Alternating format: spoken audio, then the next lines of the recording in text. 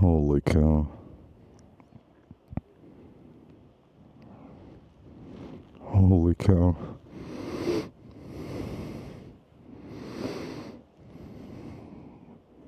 This just doesn't seem real. My home burned down in the Eaton fires of Los Angeles, and today was the first day that we could finally take a look at that. It's been about 2 weeks now, and the National Guard was mobilized and protecting the area, probably for a combination of the toxicity in the air. Everything around it is just poisonous with all the soot and ash and debris, but also to protect the homes against looters, because there are indeed many people who are sneaking in, dressing as firemen, and trying to use that as cover to take advantage of people in their misfortune. The National Guard is gone, though, and in its place, we've got police officers who help people out and give them supplies when needed. I'm sorry. Yeah. Thank I don't you. know. Did you guys have We're right across from Farmers Apart. I recognize you because you did the concerts. Yes, sir. Yes. Yeah. I'm sorry.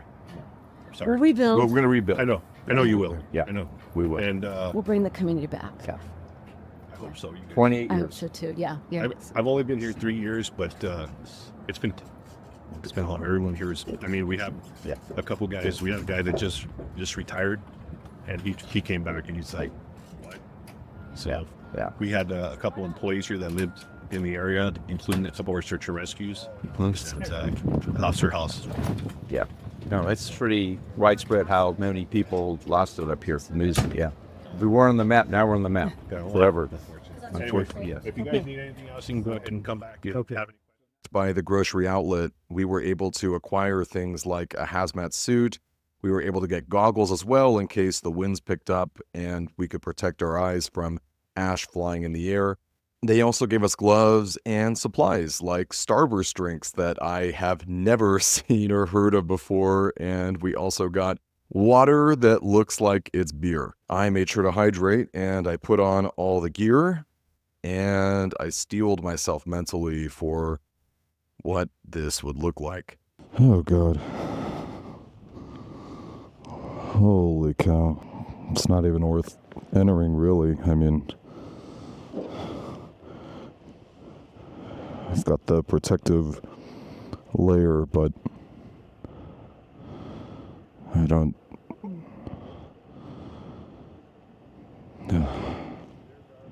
You actually have to be really careful because there are little nails down below.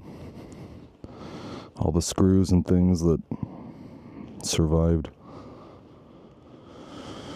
Oh my Lord.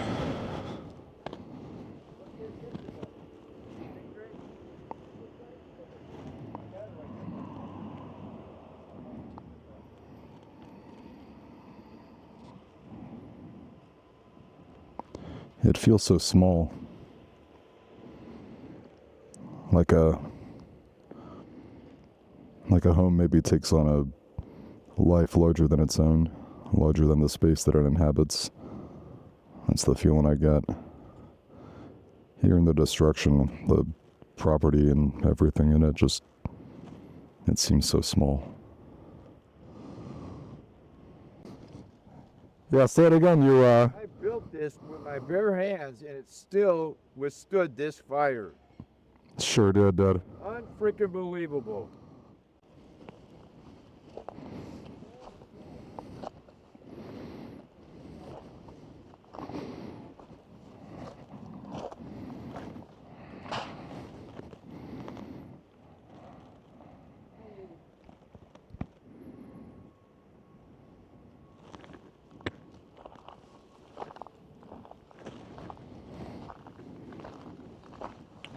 This was our backyard fireplace. Somehow I'm surprised it survived, even though I guess a fireplace is designed for that. There's not a lot of things that are recognizable.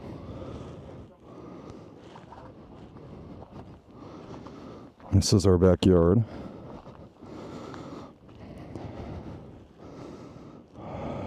Boy, I don't even want to think about the toxicity of that pool.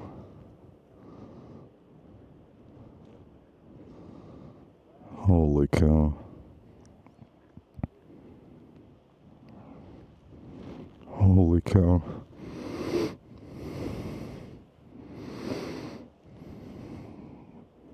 It just doesn't seem real. You recognize any of this then? Kind of.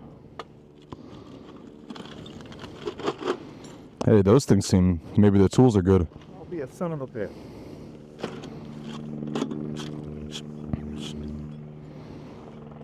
Son of a bitch.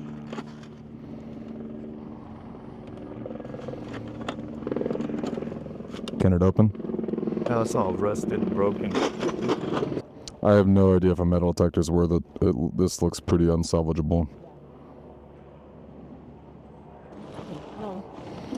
Wait, did we check that one? Oh my god, these helicopters are gonna drive me crazy. Hey, there might actually be something in here. If I could just get it open.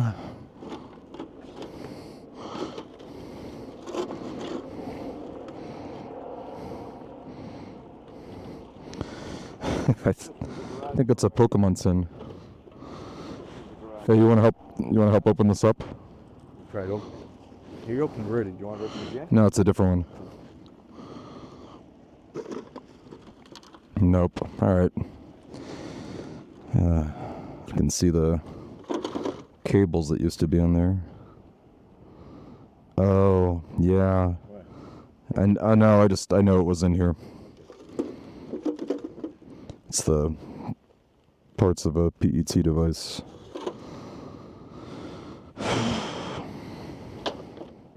Hey, check that out, Dad. Your crowbar or whatever the heck this is called. Your pliers. We've run the wall. Stepped in the wall. This is where my garage was. I would often record videos or streams inside of here. There's the little elevation.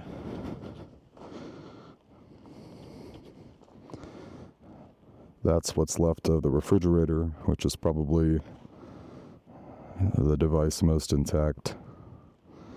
You can see fans.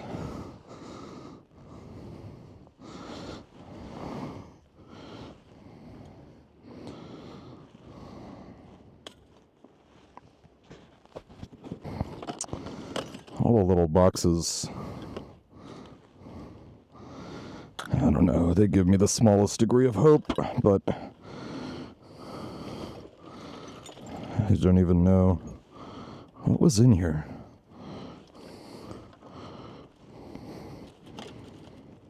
Well, I think these are cards. Look at all that.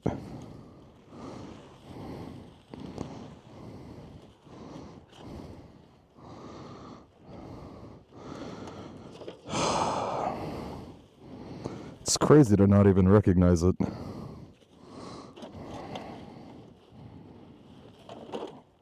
Okay, I gotta be careful because there's a gap in my gloves and the sleeves. I don't want to make skin contact. Oh, my lord.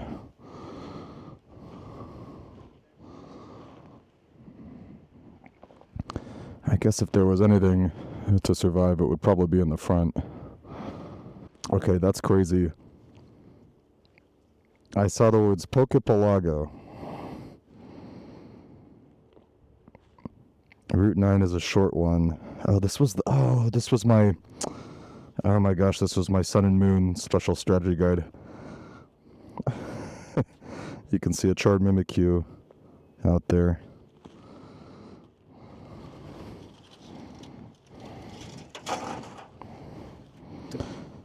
Oddly, it's nice to recognize some things. Maybe give it just a little bit of closure, I don't know. It's small comfort, I guess.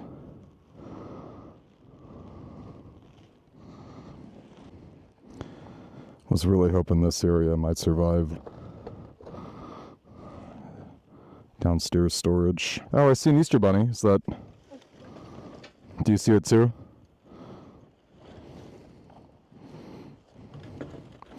Do you see, I don't know if that's, right? Wow. Oh my gosh, Dimitri.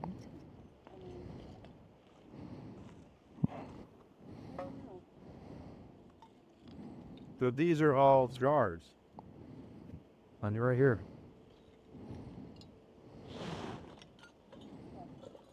Dimitri. A little skull. Little Halloween skull. Yeah, this area. Where's the island? Oh, check out that little bunny. Oh my god. I just didn't know. That could, that could probably be painted.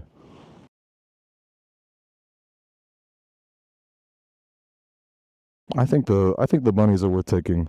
You could paint them and make something nice out of them. That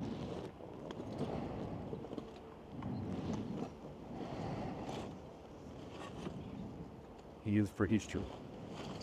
I mean, it's kind of crazy. No, I don't think it's crazy. Yeah, I don't either.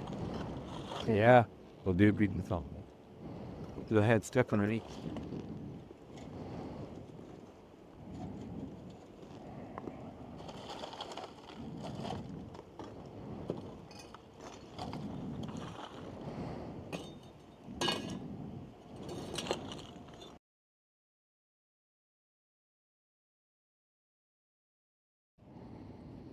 These little guys made it out.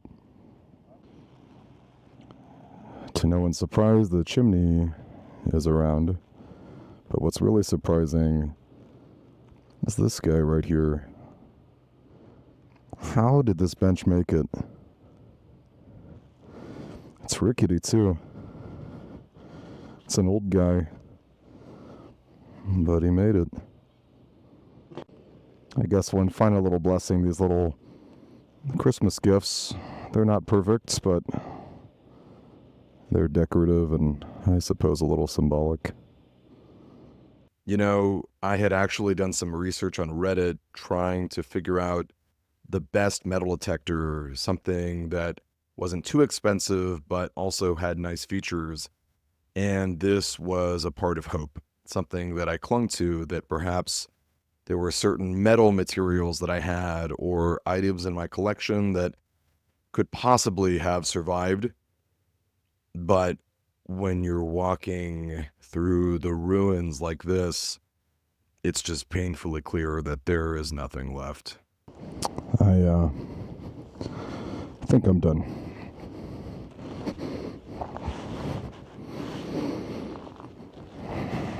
I've seen what I wanted to see. At a certain point, I just felt overwhelmed and walked across the street to the park that I've known for many years. And what I saw surprised me. It is unbelievable that the park is as untouched as it is. It was striking how much destruction had occurred. And equally striking was how many houses seemed to have completely avoided any trace of fire. The winds truly were erratic. It's impossible to convey just how powerful they were with my words, but massive trees were falling over, if that can help paint a picture in your head. So the wind must have been crazy. My dad says that the reports were like fireballs flowing in the air. So I guess the erratic nature of it meant that there were a lot of places that just didn't get hit. As unfortunate as it is to lose our home, part of me wonders if we would feel guilty if we were untouched. I can't imagine what it is like being one of the few homes on a street that didn't know what it was like to suffer. There's a strange solidarity in being with other people and knowing that you share a similar misfortune. It's weird because you wouldn't want people to feel misfortune, and yet there is something really comforting in unity. We made our way back, but not before seeing some intriguing signs. This is the World Central Kitchen. It is a nonprofit that is focused on providing meals to people who are impacted during crises. It was not something I had really known about before my mom spoke to me about it. I have to tell you, it's amazing to get food from all sorts of wonderful sources. And this in particular, oh my gosh. You had meat, potatoes, a King's Hawaiian roll, macaroni. It was unbelievably delicious, especially for something that was given out for free.